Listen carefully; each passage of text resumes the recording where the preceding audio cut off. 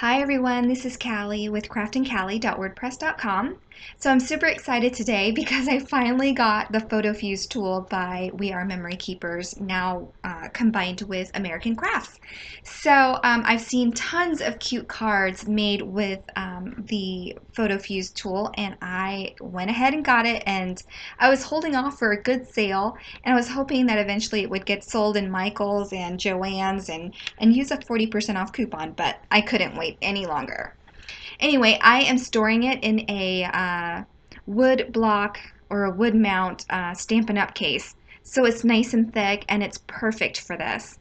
On this piece here you see, I cut this directly from the packaging. I think it's, just right for storage reasons to keep them in here, and there is a cover that snaps on. So I think it's perfect, and it's easier to store this way and you won't lose it.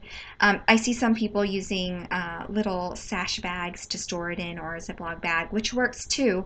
I just find that this is working well for me. So anyway, before I plug in the tool, I'm going to screw on that wheel. And this wheel really is what sets this tool apart from other standard wood burning tools. And to make my shaker portion, I'm going to use these balloon framelits by Stampin' Up. Excuse me. I have other balloons, but for some reason this one came to mind. So what I'm going to do here is I am going to go ahead and die cut this balloon through both layers of the layer card as well as the front of the card base. Now, one thing that I should have done before I started die cutting this was cutting that layer piece to mat the base. I didn't do that first, and I kind of had to fiddle with it towards the end. But anyway, I have a small photo sleeve here, not a photo sleeve, it's a die cut sleeve that my favorite thing sells for smaller die cuts, and I am just using one of those pockets to create my pocket for my shaker card. So the tool has been heating up while I have been preparing other things, and now I am just going to go around my die as a guide, and I'm going to fuse the two layers of this pocket together to create a shaker portion, but I'm going to leave a little hole so that I can add some sequins. I go ahead and I add sequins off camera for you. I had a variety of Pretty Pink Posh sequins that I used, so I'll link it below in my YouTube descriptions as well as on my blog. So once I'm done with that, I go ahead and I fuse it with the fuse tool while it's still hot, and I made sure to unplug that right away because it made me so nervous to have it next to me. That stand does not have an anti-slip guard underneath it, so it can slip, and just be very careful. So I am using one stamp from this Unforgettable WPlus9 set, and it's this elephant here that looks like he's laying on the ground, but I'm going to make him look like he's flying and being carried up by this balloon. I decided to go ahead and use my Favorite Things hybrid ink again. I went ahead and juiced it up since my last video because it was pretty dry, but I juiced it up and I think it turned out pretty well. Now I'm going to go ahead and color this elephant image here with some Copic markers. And my first color is the lightest tone gray, T0. I like to prepare the entire surface with the lightest color. I think that aids with blending. So this is my medium color here. It's the T2. And I'll just go in and add some shadowing around the body and ears and trunk of the elephant. And then I'll highlight that even further with the darkest toner gray, T3. And when I'm done with that, I'll go ahead and reblend and keep blending with the lightest and the medium tones, and until I am happy with how it looks. And when I'm done with this, I will add some pink using R20 onto the elephant's ear, as well as some blush on his cheeks.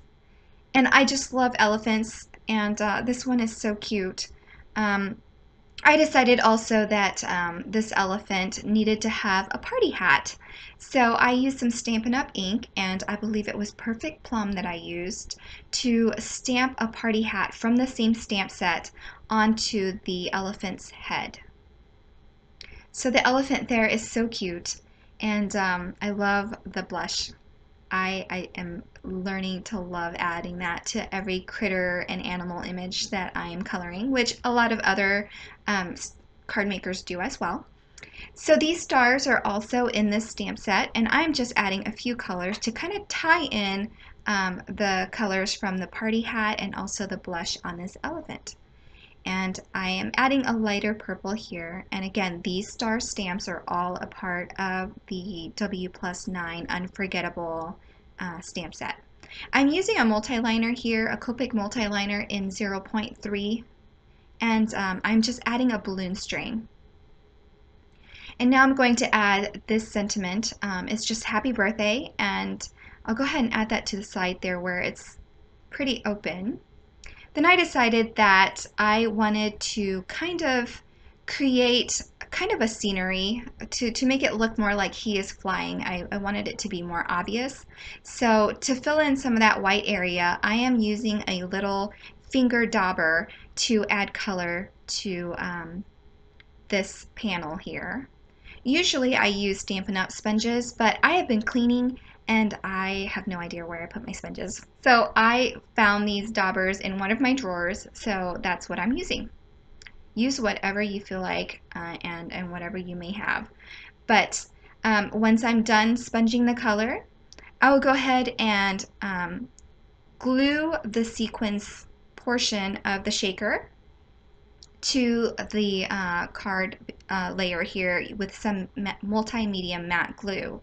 I think this glue is super strong, and so it's a great one to use, but again, you can use whatever you'd like. Some people like to use crystal effects, some people like to use Tombow, so it's whatever you prefer. So I give that a good press for a little bit. It dries super fast, and once I'm done with that, I go ahead and I mount that directly onto the card base. I'll go ahead and score this before I do that, and I'm using my Teflon bone folder to make sure that is good and creased. And once I add this portion with my ATG gun, then my card is done. I hope you've enjoyed this. I'm so excited I finally got the Photo Fuse tool, and I'm excited to share more in the future using this. Jennifer McGuire made an awesome shaker card that's completely clear using this tool, and I may have to try that sometime. Anyway, thanks for watching, and I hope everyone has a great day. Again, all the supplies and tools will be listed in my YouTube descriptions below, and as well as on my blog. Thanks for watching. Bye.